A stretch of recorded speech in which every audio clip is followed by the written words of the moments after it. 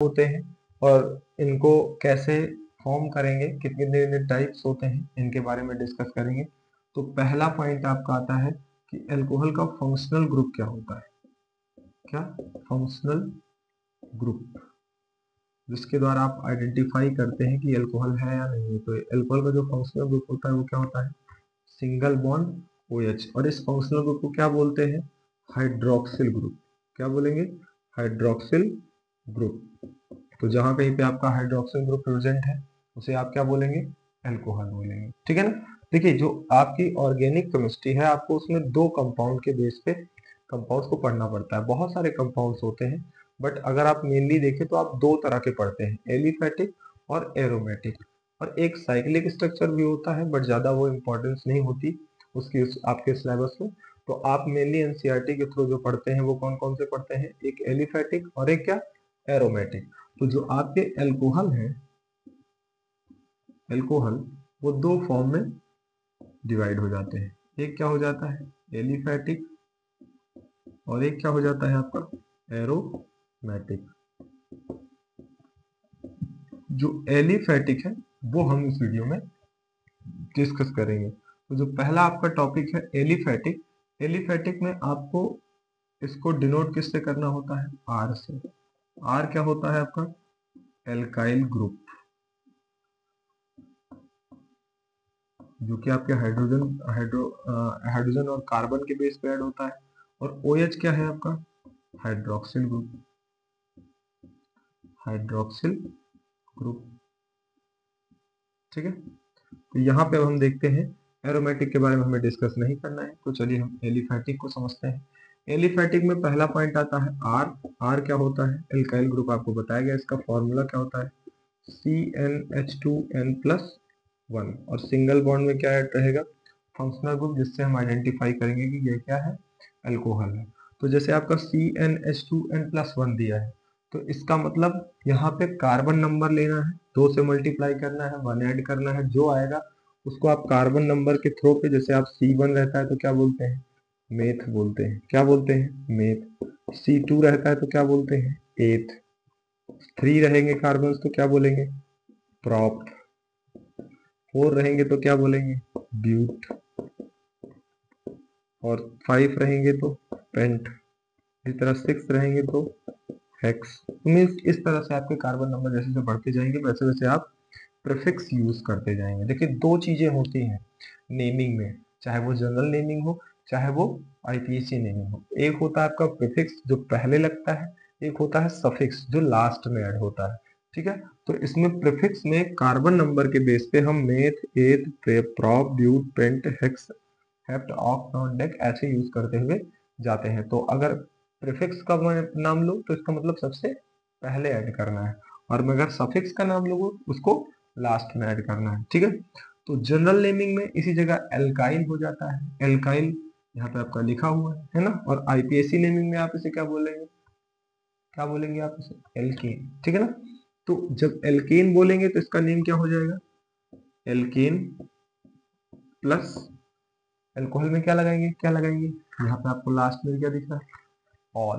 तो यहाँ पे क्या ऐड करना है लास्ट में, ऑल। तो ऑल आपका क्या हो गया, सफिक्स, और एल्केन क्या हो गया आपका, प्रीफिक्स।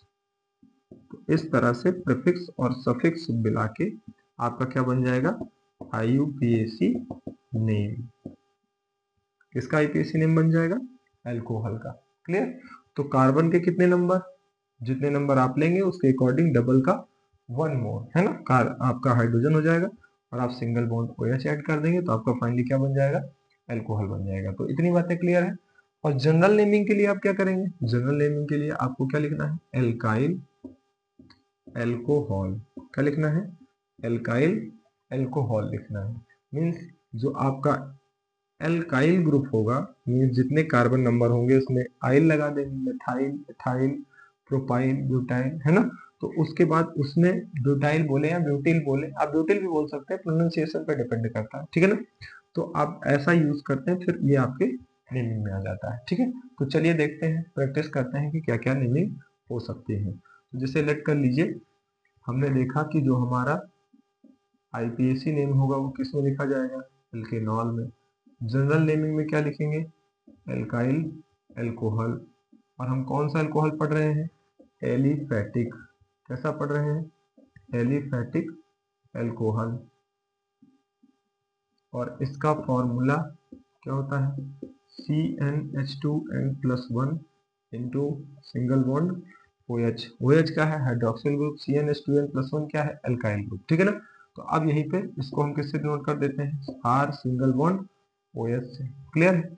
अब यहाँ पे देखते हैं कि आपके क्या IPAC नेमिंग और जनरल नेमिंग हो सकती है। ठीक है, तो मैंने अभी लिखा था, उसका स्क्रीनशॉट लेके एक बार लिख लेंगे। तो यहाँ पे क्या लिखा है, जैसे R में हम 1 नंबर ले लेते हैं कार्बन, तो 2 × 1 + 1 सिंगल बॉन्ड OH, तो क्या हो जाएगा, C1 लिखेंगे नहीं, CH3 हो जाएगा फाइनली, 2 × 2 × 3 + 1, तो सिंगल बॉन्ड OH। तो ये फाइनली क्या हो जाएगा, CH3OH।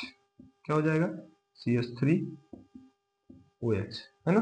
तो इसका अब आप IPAC नेमिंग करेंगे तो किस में लिखना है, IPAC नेम को एल्केन प्लस ऑल। तो ये क्या हो जाएगा, एक carbon means methane plus all, तो इसमें से ई आपका रिमूव हो जाएगा और फाइनली प्रीफिक्स ऐड होगा मेथेन प्लस ऑल यानी मेथेनॉल। ठीक है ना। तो इसका नाम क्या हो गया, मेथेनॉल। फिर इसी तरह ले लेंगे क्या, C2, फिर यहाँ पे कितना ले लेंगे, N का 2 × 2 + 1 सिंगल बॉन्ड OH, तो फाइनली क्या हो जाएगा, C2H5OH।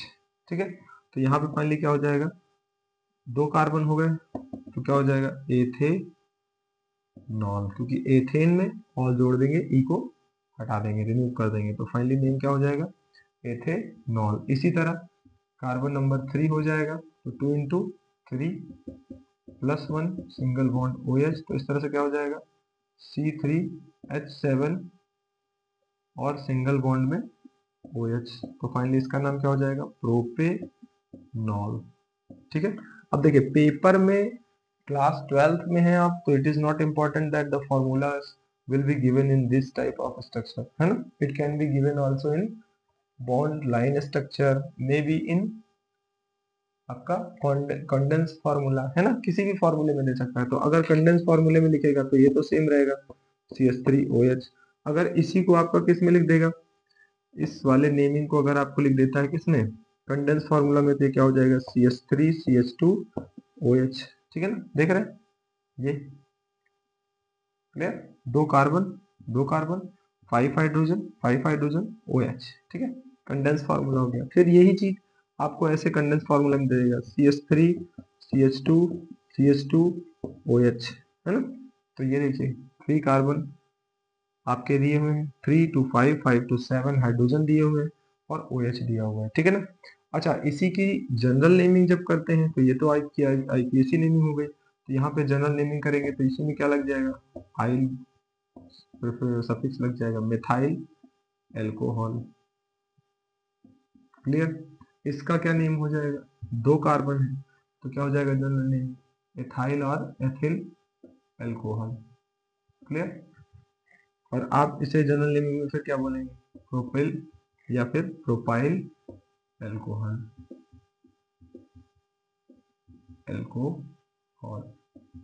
क्लियर।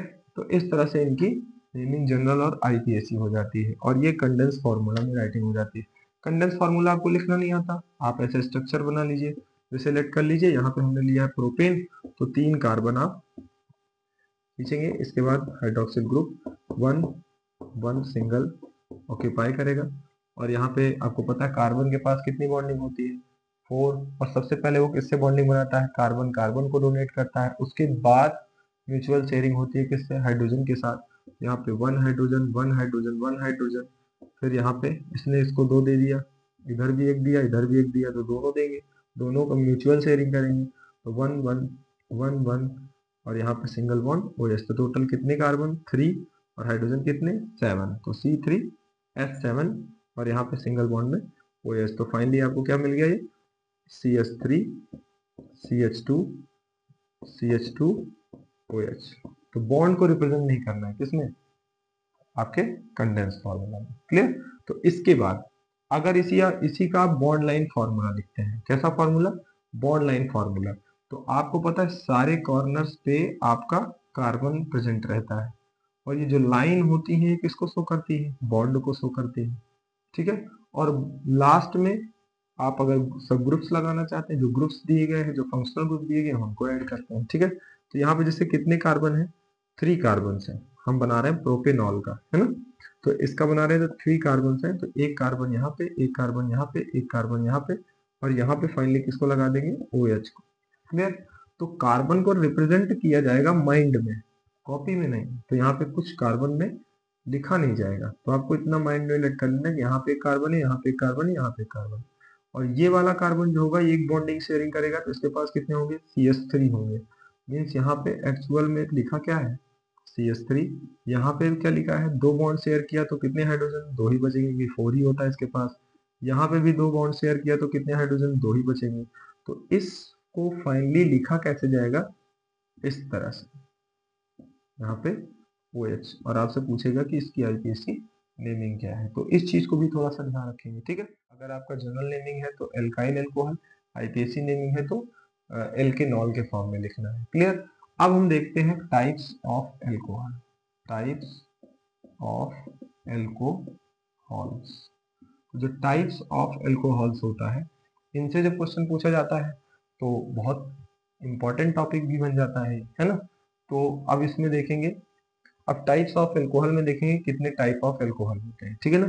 तो इनको डिवाइड किया जाता है 2 बेसिस पे, एक होता है number of functional group, functional group.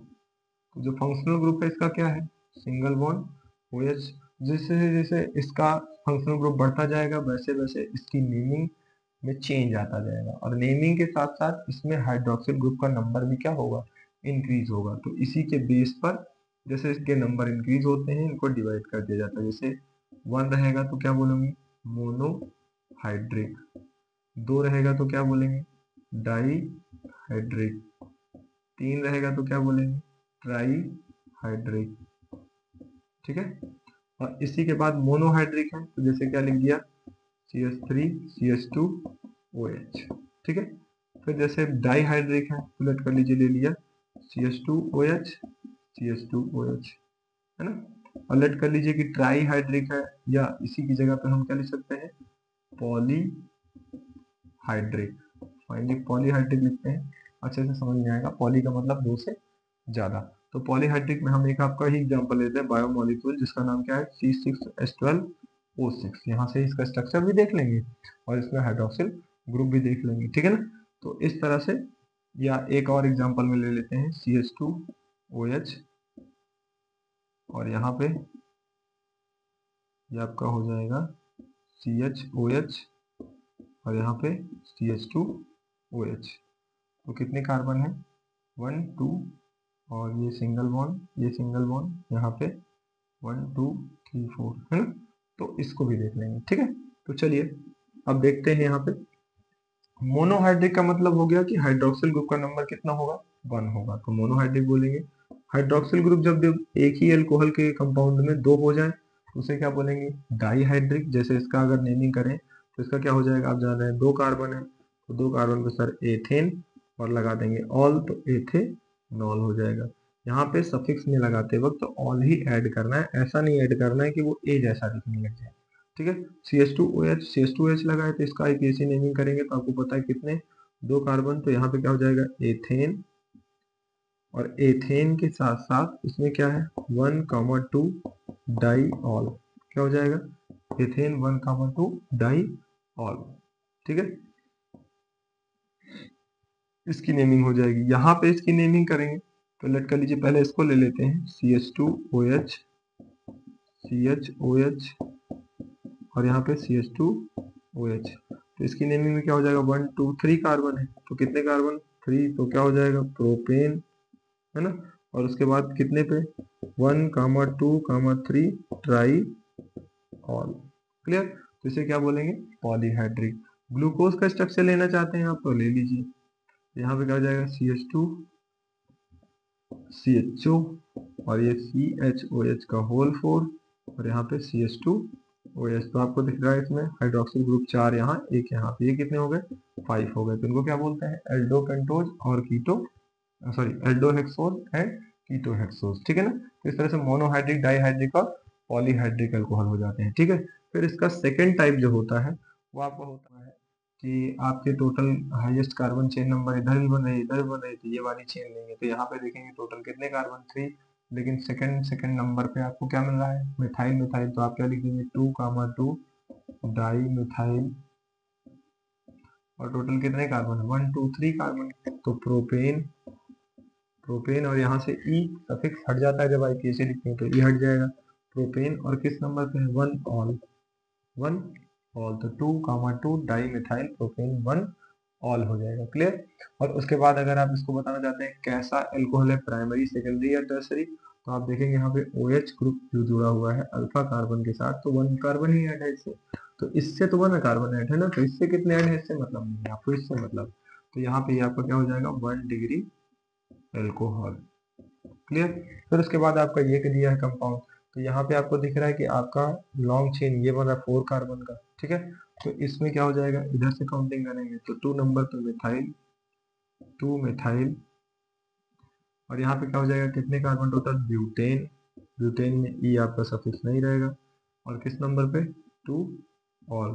तो अब आप यहाँ पे देखेंगे कि इस कार्बन से टोटल एक ये कार्बन, एक ये कार्बन, एक ये कार्बन, और फिर फाइनली OH, ठीक है। तो इस तरह से ये कैसा हो जाएगा, टर्सरी हो जाएगा, 3 डिग्री एल्कोहल।